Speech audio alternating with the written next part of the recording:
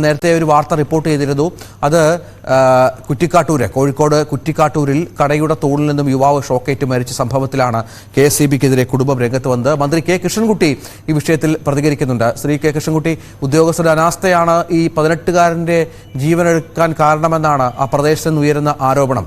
അവിടെ ഷോക്കുണ്ടായിരുന്നു.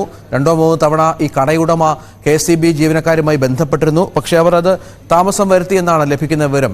എങ്ങനെ ഇത്തരം സംഭവങ്ങൾ ആവർത്തിക്കാതിരിക്കണം മിനിസ്റ്റർ? എന്തിടപെടൽ നടത്താനാകും? തീർച്ചയായും എണ്ണത്തിൽ ദുഃഖമുണ്ട്. കഴിഞ്ഞ ദിവസം രാത്രി ഉദ്ദേശം 2 മണിക്കാണ് കുറ്റിക്കാട്ടൂർ എന്ന സ്ഥലത്ത് ശ്രീ റിജാസ് വൈദ്യുതി ഷോക്കേറ്റ് മരണപ്പെട്ടു എന്ന് മനസ്സിലായത്. അവിടുത്തെ ഒരു സ്ഥാപനത്തിന് നൽകിയ കണക്ഷന്റെ സർവീസ് വയർ അവിടുത്തെ മെറ്റൽ ഷീറ്റിൽ ഉരഞ്ഞ ഇൻസുലേഷൻ നഷ്ടപ്പെട്ടത് മൂലമാണ് ഷോക്ക് എന്നാണ് പ്രാഥമിക നിഗമനം. വിശദമായ പരിശോധനയ്ക്ക് ഇലക്ട്രിക്കൽ ഇൻസ്പെക്ടറുടെ നേതൃത്വത്തിൽ നടത്തുവാൻ നിർദ്ദേശം നൽകിയിട്ടുണ്ട്. ഉദ്യോഗസ്ഥന്മാരുടെ ഭാഗത്ത് നിന്ന് എന്തെങ്കിലും വീഴ്ചയുണ്ടായെങ്കിൽ ശക്തമായ നടപടിയെടുക്കുന്നത്.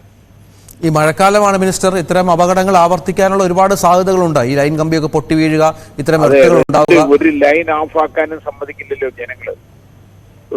റിപ്പയർ ചെയ്യാൻ ലൈൻ ഓഫ് ആക്കിയാൽ അപ്പൊ വിളി വരും. അപ്പൊ അതൊക്കെ ഉണ്ട്. അതൊക്കെ നോക്കി പരിശോധിച്ച് എന്തായാലും ജീവൻ ഏറ്റവും വലിയ പ്രധാനപ്പെട്ടതല്ലേ.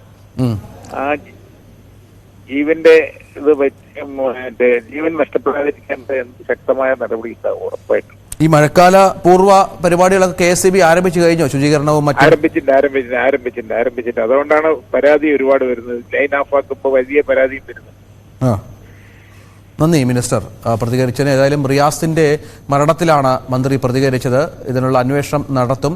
പരിശോധനകൾ കൂടുതൽ കാര്യക്ഷമമായി മുന്നോട്ട് കൊണ്ടുപോകുമെന്നുള്ള ഉറപ്പാണ് മന്ത്രി നൽകുന്നത്. നമുക്ക് മറ്റു